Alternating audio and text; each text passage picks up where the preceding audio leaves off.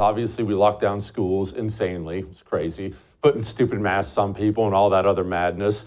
But the destruction didn't seem to stop when the lockdown stopped. 2021 to 2022, 38.5% of students chronically absent. What did we do to ourselves? What's happening in this country? I mean, I've seen it with my own children, just the culture change, the culture switch. This summer, we got into the nice weather. My kids are starting to stay inside, and I signed them up for sports. I told them, you know what, we got to get off the couch. You guys have got to go outside. But they, at a very critical point in their lives, they got into this mode where it's like, school doesn't matter that much. The teachers were saying you don't have to turn in their assignments, and it wasn't their fault. It was because they didn't know how to even handle kids being at home.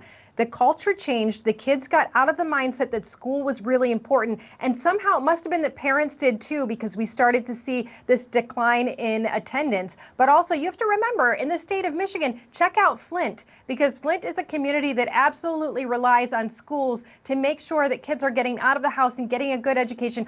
Obviously, every community is, but Flint especially needed this. And the governor decided to allow Flint public schools to close down again in 2021. We have schools closed in Detroit. We had schools closed in Flint. These are critical places where already these students in many cases are graduating at a 5% reading proficiency rate or not graduating at all. So now that we see that kids aren't even going to school, that we have a problem even getting the kids to school and finding out where they are, we're at a critical point. And the governor here in the state of Michigan, her answer to this is, we're going to put a lot more money in. I'm signing the largest education budget in history, which she has done for the last 5 years straight. And still, we have declining education numbers. Still, we have a 5% reading proficiency rate at way too many schools. And still, we have really low numbers in graduation rates. And these schools are now concerned about whether or not they can even get students to attend. It is outrageous.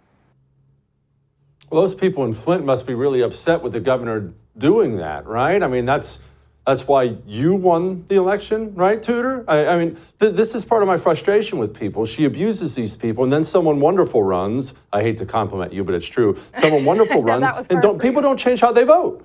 They don't change how they vote. They don't. They didn't go out and vote for you after that. Why? I will tell you, I think that we as the Republican Party have fallen behind in how we get our message out, significantly behind. If you look at what the Democrats are doing, they didn't come out and vote for this. They came out because all of these young women wanted to be activists for a cause. And now you see the numbers of depression that are rising in young women, especially I think these young women who came out and they were activated for the cause of abortion. And guess what? Abortion didn't get them jobs. Abortion didn't get them a good economy. Abortion didn't get them lower gas prices. And abortion hasn't increased education in the state of Michigan. And yet every single day we still hear these politicians out there harping on, you've got to make sure that you have abortion in your state. This is the most important thing. And where are the Republicans with their ads talking about what they're going to do? Because I know that every time my kids open their phones, they're seeing ads from the Democrats. Every time my girls are on YouTube or any type of device at all, if they're searching the internet for homework, they're getting ads from the Democrat Party talking to them or the Democrat organization. And yet the Republicans are not in those spaces. We are not fighting for what we want to see this country do. And I say shame on us for not understanding how to run elections. You want to watch our special on George Washington? It's freaking awesome. Well, you can. All you have to do is become a First TV supporter. That gives you access to all of our specials on demand, and it's cake. All you have to go to is thefirsttv.com/support.